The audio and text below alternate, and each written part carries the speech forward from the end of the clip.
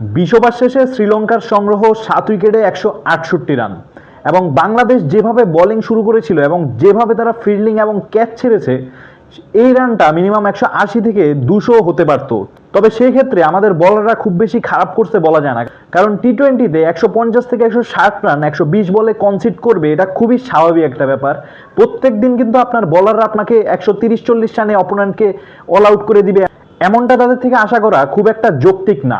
সেই ক্ষেত্রে আমাদের বলাররা খুব বেশি খারাপ করছে এটা বলার কোনো সুযোগ নেই। তবে ফিল্ডিং এবং ক্যাচে আমাদের প্রচুর বাজে পারফর্ম হয়েছে, সেটা কিন্তু অনেকটাই দেখা গেছে আমাদের আজকের ফিল্ডে।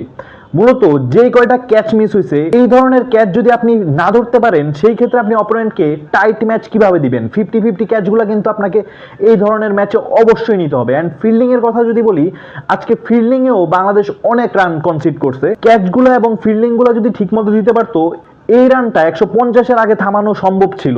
তবে সেই ক্ষেত্রে আমাদের ফিল্ডিং এবং যে ক্যাচগুলো ছিল, এই ক্যাচগুলা নিতে না পারা কিন্তু বাংলাদেশের ব্যর্থতা।